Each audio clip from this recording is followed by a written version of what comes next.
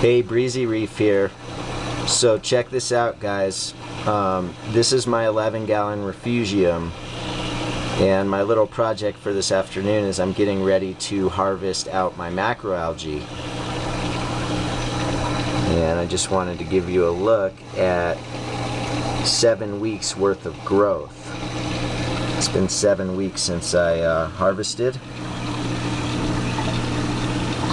And what you're looking at is mostly grape caulerpa.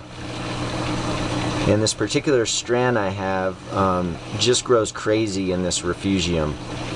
I mean, 7 weeks ago, I harvested and literally put back a small little ball of the caulerpa and a small ball of the chaetomorpha. I think the caulerpa is mostly overrunning the chaetomorpha. I mean, you could see a little bit in there, but at this point I think most of this macroalgae is the grape caulerpa.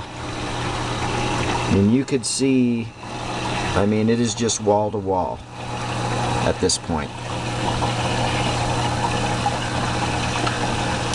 Now, I did have an issue with this refugium about 2 months ago, right before my last harvest. I removed my miracle mud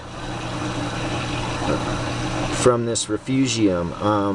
I believe I made a mistake when I set it up. Originally I added the miracle mud, and about a week later I added a 1-inch layer of live sand on recommendation from a friend of mine. And I think the mistake I made was not doing that at the same time. So I added the miracle mud, and I think some organic matter had settled on there, probably some detritus, and then I added the live sand over top, and it seemed fine for many months, but over time I saw the little black pockets forming of hydrogen sulfide gas, and I just let it be. Honestly, it was set up like that for about 6 or 7 months, but near the end there I could actually smell my refugium and smell some of the gas, and obviously that's a really toxic gas, and if it started to release into my system in larger quantities, it could really be an issue for my system. So at that point I just decided to break my sump down one day. I removed all the miracle mud and live sand. Right now it's just a glass bottom. And at the time, a friend of mine was breaking down one of his systems, and I got quite a few pieces of live rock. So in this refugium right now, there's probably about 7 or 8 pieces of live rock.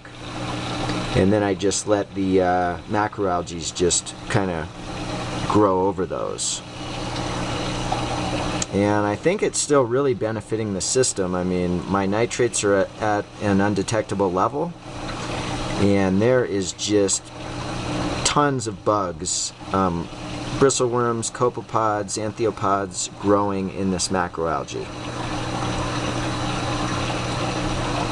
So another note, one thing I do when I harvest this, I mean, it'll mostly just come out in one big chunk, and I'm going to put it in a bucket, and it's pretty tightly woven, so a lot of bugs and stuff are going to be in the macroalgae. And what I do is I actually take a little time and I'll sift through it and try to retrieve a lot of the anthiopods and bristleworms and stuff like that and add them back into my system. I'll probably put some back into the refugium here to reproduce, and also put some into the display as food for my corals and fish. So that's one thing I like to do. In a couple weeks, I'm going to give the miracle mud a shot again and do it the right way. I'm not going to use any live sand.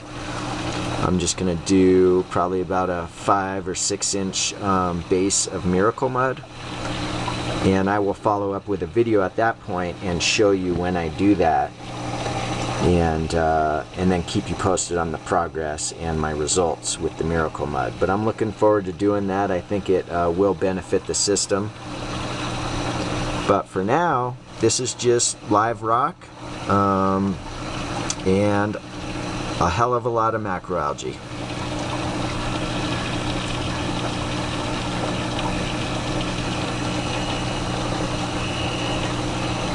So that's it, guys. It's time to start my project. I hope you enjoyed the video, and I hope everyone out there is enjoying their systems, and I'll talk to you soon.